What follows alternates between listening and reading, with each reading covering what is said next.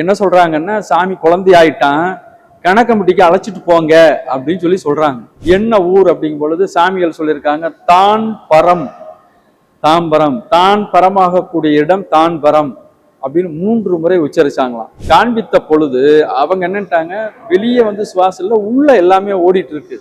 நாங்க எப்படி இவரை வந்து முழுமையாக விடுபாடுபட்டதுன்னு நாங்க வந்து ஒரு சான்றிதழ் கொடுக்க முடியாதுன்னு தெளிவா சொல்லிட்டாங்க. சமாதி வைத்த 3வது நாள் ஈசானியத்திலிருந்து ஒரு ஜோதி வந்து சமாதியை சுத்தி ஐக்கியமானது. சீருலவும் என் குருவே, சின்மயத்தின் தன்னுருவே,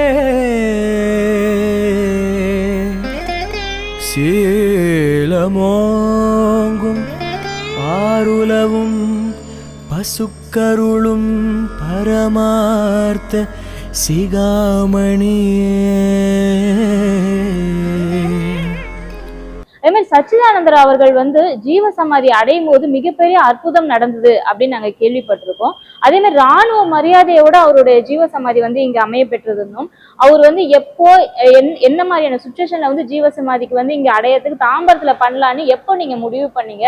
அவருடைய அற்புதங்கள், அதாவது அந்த அவர் ஜீவ சமாதி அடையும் போது நடந்த அற்புதங்கள் என்னென்னு சொல்லுங்க சார். நமது சச்சிதானந்த சர்க்குரு சுவாமிகள் அவர்கள் வந்து திண்டுக்கல்லில் இருக்கின்ற பொழுது அவர்கள் வந்து தன்னை உணர்ந்தவர் இல்லையா, தன்னை அறிந்து உணர்ந்த தற்பரம வித்தகர். தன்னுடைய காலம் என்ன அப்படிங்கிற பத்தி அவர் உணர்ந்ததுனால அவர் என்ன செய்யறாரு அப்படின்னா, கணக்கன்பட்டிக்கு வந்து செய்தி சொல்லி அனுப்புறார். என்ன சொல்றாருன்னா, இந்த சரீரம் கணக்கம்பட்டி மக்களுக்கு உரியது. ஏனென்றால் கணக்கன்பட்டிக்கு வந்த ஆதி சர்க்குரு, கணக்கன்பட்டி சர்க்குரு இவர் தான். அப்ப இவர் என்ன சொல்றாருன்னா, கணக்கன்பட்டிக்கு செய்தி சொல்லி அனுப்புறார். செய்தி சொல்லி அனுப்பும் பொழுது சாமி அவர்கள் இருக்கின்ற பொழுது கணக்கன்பட்டி சபைக்கு வந்து தலைவராக இருந்தவர் திரு காட்டுக்கார் ராமசாமி கவுண்டர் இருந்தாரு, பொருளாளராக திரு எஸ்.எம். முத்துசாமி செட்டியார் அவர்கள் இருந்தாங்க. இவங்க எல்லாருமே ஊர் பண்ணாடி இவங்கெல்லாம் ஓபிகே எல்லாருமே இருந்தாங்க. தகவல் சொல்லி அனுப்புறாரு. என்ன சொல்லி அனுப்புறாருன்னா, அந்த மாதிரி இந்த சரீரம் வந்து கணக்கம்பட்டிக்காரனுக்கு சொந்தம், வந்து அழைச்சிட்டு போக சொல்லுங்க அப்படின்னு. அப்பொழுது திருமதி சந்தனம்மாள், அதாவது காட்டுக்காரருடைய துணைவியார் சந்தனம்மாள் என்ன செய்யறாங்க, 1945 அவர்கள் வந்து தன்னோடு வீட்டில் பணிபுரியக்கூடிய ஒரு பணிப்பெண்ணை அழைத்து கொண்டு கார் எடுத்துக்கொண்டு வந்து திண்டுக்கல்லுக்கு வர்றாங்க. சாமி கிட்ட வந்து சந்திக்கிறாங்க. சாமி என்ன சாமி செய்யணும் அப்படின்னு. அப்ப இது வந்து திருமதி சந்தனம்மாள் சொன்ன செய்தி என்ன சொல்றாங்கன்னா, சாமி குழந்தை ஆயிட்டான், கணக்கம்பட்டிக்கு அழைச்சிட்டு போங்க அப்படின்னு சொல்லி சொல்றாங்க. உடனே இந்த செய்தியை வந்து கணக்கம்பட்டியில் இருக்கிற அன்பர்களுக்கு உடனே தெரிவிக்கிறாங்க. தெரிவிக்கின்ற பொழுது என்ன சொல்றாங்கன்னா, இவ்வளவு பெரிய பரம்பொருளை கணக்கம்பட்டியில் வச்சு நம்ம எப்படி பராமரிக்கிறது அப்படின்னு ஒரு பயந்த ஒரு சூழ்நிலையில இந்த அம்மா என்ன தெரியுமா சொன்னாங்க தெரியுங்களா, நான் மட்டும் ஆண் மகனாக இருந்தால் நிச்சயமாக நமது சர்க்குருநாதனை வந்து வேற எங்கும் எடுத்து செல்ல அழைத்து செல்ல நான் வந்து அனுமதிச்சிருக்க மாட்டேன்னு ரொம்ப ஆவேசமா சொன்னாங்க. அதற்கு பின்னர் என்ன நடந்ததுன்னா வந்து, நம்ம சச்சிதானந்த சாமிகளுக்கு அணுக்கு தொண்டராக இருந்த திரு ஆர்.எஸ். தனகோபால் பிள்ளை, திரு சம்பந்தம் பிள்ளைக்கு வந்து தகவல் சொல்லி அனுப்பின உடனே அவர்கள் என்ன செய்யறாங்க, உடனே கிளம்பி திண்டுக்கல்லுக்கு வந்து சுவாமியை வந்து சென்னைக்கு அழைத்து வருவதற்காக ரயில் மார்க்கமாக வர்றாங்க. அப்பொழுது first class, second class, third class 3 வகுப்புகள் ஒரு பெட்டியவே அப்படியே முழுமையாக புக்கிங் பண்ணி அவர்கள் என்ன செய்யறாங்க, சுவாமியை வந்து அந்த ரயில் வழியாக ரயில் மார்க்கம் வழியாக அழைச்சிட்டு வரும் பொழுது திண்டுக்கல்லில் ஏறி ஓய்வெடுத்த நமது குருபரன் தாம்பரம் வந்து நின்ன உடனே தான் கண் விழித்து பார்த்திருக்காங்க. என்ன ஊர் அப்படிங்கும் பொழுது சாமிகள் சொல்லியிருக்காங்க, தான் பரம், தாம்பரம், தான் பரமாகக்கூடிய இடம் தான் பரம் அப்படின்னு 3 முறை உச்சரிச்சாங்களாம். அதற்கு பின்னர் அப்போ அன்றைக்கு வந்து இன்னைக்கு இருக்கிற எக்மோர் ஸ்டேஷன்ல, அன்றைக்கு கிண்டி தான் பெரிய ரயில்வே ஸ்டேஷன், கிண்டியில இறங்கி அவர் வந்து கவர்னருக்கு PA டு த கவர்னர், 2வது அவர் வந்து கேம்ப் கிளர்க் வந்து நம்ம தனகோபால் பிள்ளை, இவங்க 2 பேருமே என்ன செய்யறாங்க, நேரா வந்து, ஏன்னா இவர் சாமிகள் வருவதை பற்றி ஏற்கனவே கவர்னர் திரு ஆர்ட்ஸ் பால் நே அவருக்கு தகவல் தெரிவிச்சிட்டாங்க. கவர்னர் சொல்லிட்டாரு, கூட்டிட்டு வாங்க, நம்ம கவர்னருடைய கெஸ்ட் ஹவுஸ்ல தங்க வச்சிடலாம், இங்கேயே தங்கிக்கிட்டோம் அப்படின்னு சொல்லி அழைச்சிட்டு வர்றாங்க. அழைச்சிட்டு வந்து கவர்னர் வந்து இவர்களுக்கு வீடு வந்து கவர்னருக்கு மாளிகைக்கு பக்கத்திலேயே வீடு, பக்கத்துல வந்து சாமிக்காக ஒரு பங்களா சின்னதை ஏற்பாடு பண்ணி சாமியை அங்க தங்க வச்சிருந்தாங்க. இதுதான் சென்னைக்கு வந்ததுடைய வரலாறு. அடுத்தது பார்த்தீங்கன்னா சுவாமிகள் வந்து தான் சமாதி அடைவதை எப்படி குறிப்பால சொன்னாங்கன்னா, ஒரு மகான் சமாதி அடைந்தால் எவ்வாறு செய்ய வேண்டும், அதற்குண்டான இலக்கணம் எப்படியெல்லாம் நீங்க வந்து கீழே சமாதி கட்டணும் அப்படிங்கிறத குறிப்பை திரு தனகவால் பிள்ளை அவர்கிட்ட சொல்லியிருக்காங்க. அவர் உடனே குறிப்பு எடுத்துட்டார். எடுத்துட்டு இது போலதான் செய்யணும் அப்படின்ட்டு பண்ணிட்டு என்ன செய்யறாங்க, நவம்பர் மாசம் வந்து தியானத்துல உட்கார்றாங்க. ஒரு செவ்வாய்க்கிழமை உட்கார்ந்துகிற பொழுது என்னன்னா, இவர்களுக்கு ஒரு சந்தேகம் என்னன்னா, சாமி வந்து உடம்புல தியானம் பண்ணி கண் விழித்தோடு மேல் நோக்கி இருக்கிறதே, நம்ம எப்படி இவரை வந்து சமாதி எப்படி பண்றது அப்படிங்கிற ஒரு பயம். அப்பொழுது சென்னை அரசு மருத்துவமனையில் இருக்கக்கூடிய ஜெர்மன் டாக்டர்ஸை வந்து கூப்பிட்டு வச்சு அழைச்சி வந்து காமிக்கிறாங்க. காண்பித்த பொழுது அவங்க என்னட்டாங்க, வெளியே வந்து சுவாசம் இல்லை, உள்ள எல்லாமே ஓடிட்டு இருக்கு, நாங்க எப்படி இவரை வந்து முழுமையாக விடுபாடுபட்டதுன்னு நாங்க வந்து ஒரு சான்றிதழ் கொடுக்க முடியாதுன்னு தெளிவா சொல்லிட்டாங்க. அதற்கு பின்னர் என்ன செய்றாங்க, இடம் தேடுறாங்க. இடம் தேடும் பொழுது பட்டினத்தார் சமாதி, இந்த பக்கம் பாம்பன் சாமிகள் சமாதி இருக்கக்கூடிய கடற்கரை ஓரங்கள்ல இடம் தேடி சாமிக்கு சமாதி வைக்கணும் அப்படிங்கிறதுக்காக பார்த்துருக்காங்க. முதல் நாள் அவர்களுக்கு மனசு திருப்தி இல்லை. மறுநாள் காலையில, ஏன்னா இது அரசாங்க வண்டியில தான் வந்திருக்காங்க, அப்ப அவர் கூட வந்த பியூன் அவர் என்ன செய்யறாருன்னா, கோவிந்த நாயக்கருங்கிறவரு அவர் பேரு, அவர் வந்து பியூனா வேலை செய்யறாரு. இது இல்லாம வந்து மிலிட்ரிக்கு வந்து உடை தைத்து கொடுக்கக்கூடிய ஒரு சப் கான்ட்ராக்டராகவும் இவங்க தான் அவருக்கு ஏற்பாடு பண்ணி கொடுத்துருக்காங்க. சம்பந்தம் இல்லாத ஏற்பாடு பண்ணி கொடுத்தது, அந்த வேலையும் அவர் செஞ்சுட்டு இருக்காரு. அவர் என்ன செய்யறாரு, இவங்ககிட்ட ஒரு விண்ணப்பம் இருக்காரு. என்ன அப்படின்னா, எனது மனைவியின் கனவில் நேற்று இரவு அவங்க தூங்கி எதிர்ப்பு கனவு கண்டா, கனவுல எங்க இடத்துல வந்து ஒரு யாரோ ஒரு பெரிய மகான் வர்ற மாதிரியும் ஒரு ஜோதி வர்ற மாதிரியும் நிறைய அன்னதானம் சாப்பிட்ற மாதிரியும் கனவு கண்டேன், நீங்க எல்லாமே இடம் பாக்குறீங்க, எங்க இடத்த வந்து பாருங்க அப்படின்னு அவர் சொல்றாரு. சரின்னு முதல் வேலையா உன்னோட இடத்த பார்க்கலான்ட்டு வர்றாங்க. இன்றைக்கு இருக்கக்கூடிய தாம்பரம் வேளச்சேரி சாலை அன்றைக்கு இல்லை, ரோடு கிடையாது, முழுக்கவும் விவசாய நிலம் தான்.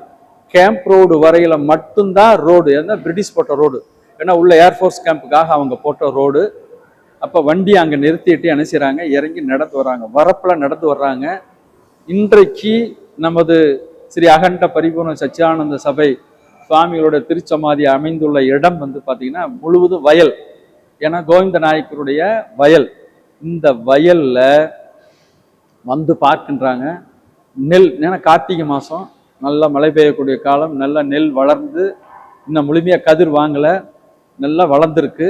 வந்து பார்க்குறாங்க, பூரா வயலா இருக்கே அப்படிங்கும் பொழுது அவர்களுக்கு ஒரு யோசனை, சரி அமைதியான இடமா இருக்கு, ஆரவாரம் இல்லாம இருக்கு, மகான்களுக்கு இது போன்ற உகந்த இடம் அப்படின்ட்டு முடிவு பண்ணி சரி இங்கேயே சமாதி வைக்கலாம் அப்படிங்கிறாங்க. அப்ப உடனே அவங்க உடனே அலுவலகம் செஞ்சுட்டு, இந்த இராணுவ மரியாதைன்னு அவங்க கேட்டாங்களே, எதற்காக இந்த வார்த்தை வருது அப்படின்னா, அன்றைக்கு சிவில் இன்ஜினியரிங்ல பார்த்தீங்கன்னா எம்இஎஸ்ல மெட்ராஸ் இன்ஜினியரிங் ரெஜிமெண்ட்ல வந்து சிவில் இன்ஜினியரிங் டிவிஷன்ல கூப்பிட்டு இதை சொல்றாங்க, சுவாமிகள் வந்து குறிப்பால இந்த மாதிரி தான் சமாதி வைக்கணும், கீழே எவ்வளவு டெப்த் எடுக்கணும், இத்தனை அடுக்குகள் இருக்கணும், இவ்வாறு வந்து கட்டடம் கட்டணும் உள்ள அப்படிங்கிற விஷயத்த சுவாமிகள் சொன்ன குறிப்பை அங்க இருக்கிற என்ஜினியர்ஸ் இருந்து ஆலோசிச்சு அவர்கள் வந்து இங்க வந்து இந்த சாமியோட சமாதி வந்து, ஏன்னா மழைக்காலம் கீழே தோண்டிங்கன்னா ஊற்று வருது, அந்த ஊற்று எப்படி அடைக்கிறது, மிலிட்ரி அவங்க தான் வந்து இதை வந்து கீழே கட்டி செவ்வாய்க்கிழமை உட்கார்ந்தாங்க, புதன் வியாழக்கிழமை இங்க சமாதி வச்சாச்சு. அது மிலிட்ரியோட எங்கன்னா, இது வந்து ராஜகில்பாக்கம் கிராமம். இந்த ராஜகில்பாக்கம் கிராமம், இந்த கிராமத்துக்குன்னு ஒரு வரலாறு உண்டு. என்ன அப்படின்னா, மன்னர்கள் காலத்துல மானியங்கள் கிடைக்கப்பெற்ற ஊர். பக்கத்துல மாடம்பாக்கம் வந்து தேனுபுரீஸ்வரர் கோயில் வந்து மன்னர்களால் பராமரிக்கப்பட்ட ஊர். இந்த ஊர்ல இந்த இடத்துல இந்த மாதிரி சுவாமிக்கு சமாதி அமையணும் அப்படிங்கிற ஒரு அமைப்பு அவர்கள் தனக்கு எங்கேங்கிற அப்பவே தேர்ந்தெடுத்துட்டாங்க. ஏன்னா கோவிந்த நாயக்கர் உள்ளத்துல தோன்றி இங்கே வந்து இந்த இடத்த காண்பித்து இங்க அமைக்கணும்னு இருக்கு இல்லையா, இந்த சமாதி வளாகம் இலவசமாக கொடுத்தாங்க. மிச்சத்தை வந்து அன்றைக்கே வந்து விலை கொடுத்து வாங்கிட்டாங்க. 45 வந்து 46 வந்து விலை கொடுத்து வாங்கிட்டாங்க. சுவாமிகள் சமாதி வந்து 1946. கவர்னருடைய கெஸ்ட் ஹவுஸ் எங்க அப்படின்னா, இன்றைக்கு இருக்கக்கூடிய ஓமந்தூரார் மாளிகைன்னு சொல்றாங்க இல்லையா, அங்க இருக்கக்கூடிய அதுதான் பழைய கவர்னருடைய ஹவுஸ், கிண்டி கிடையாது. அங்கே இருந்து இராணுவ வாகனத்துல மரியாதையோடு இங்கே கொண்டு, ஏன்னா அங்கிருந்து இவ்வளவு தூரம் வந்து நடந்து ஒரு சிரமம் அப்படிங்கிறதுனால அங்கிருந்து இங்க கொண்டு வந்து சமாதி செய்தார்கள். சமாதி செய்த பொழுது பார்த்தீங்கன்னா கண் விழியானது விழித்தபடியே இருந்தது. அப்போ மைசூர் சாமி ஐயாத்தோர் சாமியும் ரொம்ப வேண்டி கேட்டுக்கிறாங்க. என்ன கேட்டுக்கிறாங்கன்னா, உத்தரவு கொடுக்கணும் குருநாதா, கண் விழிச்சிருக்கே, எப்படி நாங்கள் என்ன செய்யறதுன்னு புரியல அப்படிங்கும் பொழுது தான் கடைசியாக வந்து கணக்கன்பட்டி அன்பர்களாக வந்திருக்காங்க. ஏன்னா அவர்கள் வந்து கணக்கன்பட்டியிலேருந்து ரயில் பிடிச்சி வந்து சேரணும் இல்லையா, தகவல் சொல்லி அனுப்புறதே ஒரு நாள் ஆகும். அதுக்கப்புறம் அவங்க கிளம்பி வந்தாங்க. கிளம்பி வந்த உடனே வந்ததுக்கு அப்புறம் தீபாரத்தனை காமிச்சு கண் விழி மூடி உத்தரவு கொடுத்து அதற்கு பின்னர் சமாதி வைக்கப்பட்டது. சமாதி வைத்த 3வது நாள் ஈசானியத்திலிருந்து ஒரு ஜோதி வந்து சமாதியை சுத்தி ஐக்கியமானது. அன்றைக்கு வந்து பார்த்தீங்கன்னா இன்றைக்கு வீடுகள் இருக்கு, அன்றைக்கு வீடுகள் எதுவுமே கிடையாது. முழுவதும் வெட்ட வெளி, வெறும் பனை மரங்கள் தான் இருக்கும், தோப்பு தான் போறோம், அவ்வளவு தோட்டங்கள் தான். திடீர்னு ஈசானியத்திலிருந்து ஒரு பெரிய ஜோதி வருது அப்படிங்கிற பார்த்து ராஜிகள் பாக்கம் கிராமம், இந்த பக்கம் செம்பாக்கம் உள்ள இருக்கிற மக்கள்லாம் திரண்டு ஓடி வந்திருக்காங்க. ஏதோ ஒரு விண்கல்லோ ஏதோ ஒரு பெரிய ஜோதி வருதே அப்படிங்கிற ஒரு உணர்வுல வந்து பார்த்துருக்காங்க. அன்றைக்கு மாலை வந்து ஜோதி சுத்தி வந்து உள்ளே சமாதியினுள் வந்து ஐக்கியமாயிருக்கு. அதிலிருந்து வந்து இந்த பகுதி மக்கள் வந்து பார்த்தீங்கன்னா ஒரு சுவாமிகள் மேல வந்து ஒரு பயபக்தி, தான் விளைந்த விளைநிலத்துல எது விளைந்தாலும் முதல் வந்து சாமிக்கு கொடுக்கணும் அப்படிங்கிற உணர்வோடு பக்தி வழிபாடு செய்ய ஆரம்பிச்சாங்க. இதுதான் சாமிகள் வந்து சென்னைக்கு வந்த ஒரு நிகழ்வு, சமாதியான ஒரு செய்தி. நன்றி ஐயா. நீங்க சொல்லும் போதுதான் சச்சிதானந்த அவர்கள் இவ்வளவு அற்புதங்களையும் ஆச்சரியங்களும் செஞ்சிருக்காரா அப்படின்னு கேட்கும் போதே வியப்பா இருக்கு. என்ன அன்பர்களே, தாம்பரநாதன் ஐயா அவர்கள் வந்து இன்னைக்கு சச்சிதானந்தர் பத்தி நமக்கு தெரியாத பல விஷயங்களை வந்து உண்மையான தகவல்களையும் சரி நமக்கு சொல்லியிருக்காங்க. நீங்களும் கேட்டு தெரிஞ்சிருப்பீங்க. இதே மாதிரி சச்சிதானந்த சபையின் வேற ஒரு நிகழ்ச்சியில நான் உங்களை சந்திக்கிறேன். நன்றி, வணக்கம்.